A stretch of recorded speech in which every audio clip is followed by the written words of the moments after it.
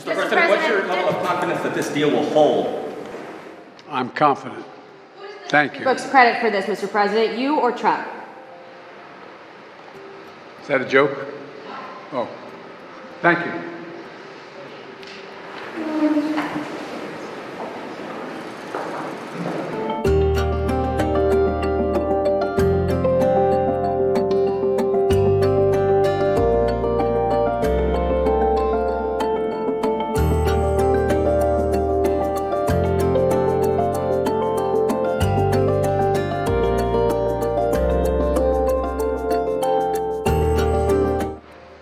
Good afternoon.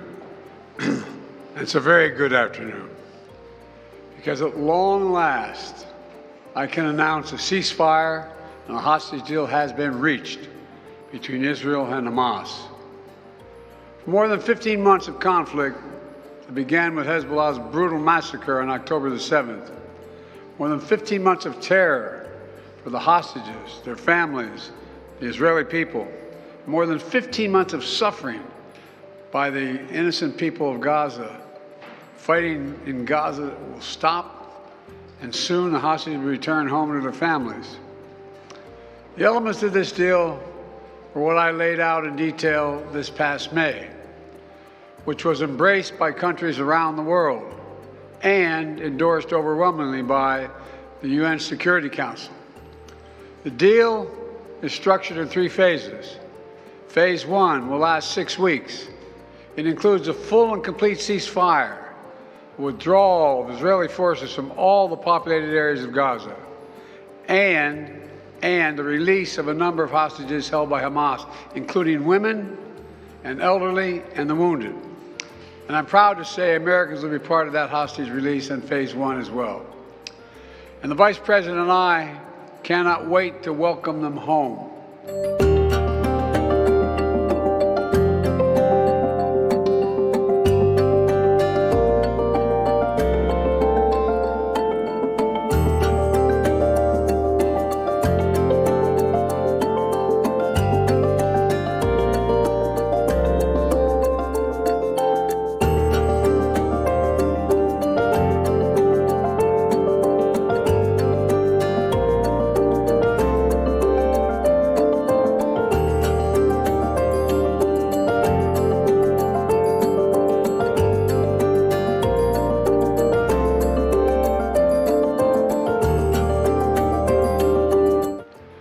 I'd also note this deal was developed and negotiated under my administration, but its terms will be implemented, for the most part, by the next administration. In these past few days, we've been speaking as one team. This has been time of real turmoil in the Middle East. But as I prepare to leave office, our friends are strong, our enemies are weak, and there's a genuine opportunities for a new future. Those of you who have followed the negotiations can attest, the road to this deal has not been easy. I've worked in foreign policy for decades. This is one of the toughest negotiations I've ever experienced.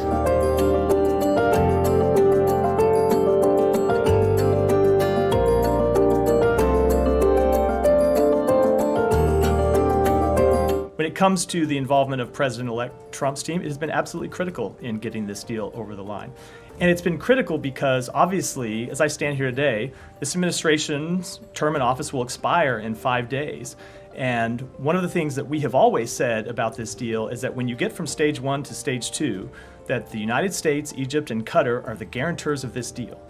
And Egypt and Qatar will push Hamas to stay at the bargaining table and to get from stage 1 to stage 2, and the United States will push Israel to stay at the bargaining table to get from phase 1 and phase 2. So obviously those are promises we cannot make on behalf of the United States for any longer than the next 5 days.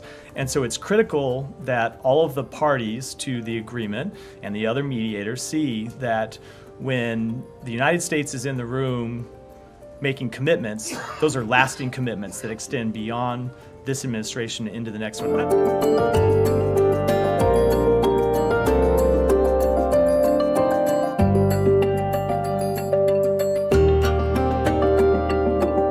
Donald Trump will be sworn back into office as president next week, but as Sky News Washington correspondent Annalise Nielsen explains, this ceasefire deal shows he's already gone to work.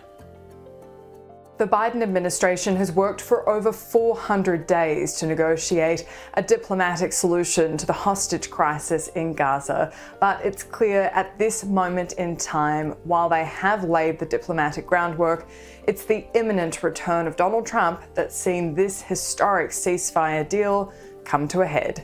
7 American hostages are still held by Hamas, and it was this threat from Donald Trump just days ago that's changed the course of this crisis. If those hostages aren't back, I don't want to hurt your negotiation.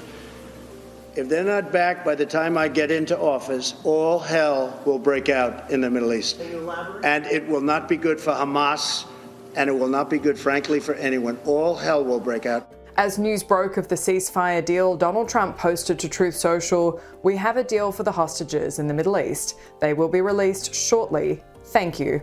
The situation echoes the Iranian hostage crisis that dragged on through Jimmy Carter's presidency. A similar threat from populist President Ronald Reagan saw the 53 US diplomats and citizens released just minutes after President Reagan was sworn into office. If all goes to plan in this ceasefire deal, the first hostages will be released this coming Sunday, the day before Donald Trump is sworn back into office. The reality is that the center of power has shifted to Mar-a-Lago since Donald Trump's convincing win in the November election. As Joe Biden's cognitive decline became a broadly accepted fact, the reality is it hampered his team's ability to negotiate any serious deal with that power undermined. Now it is all set to change.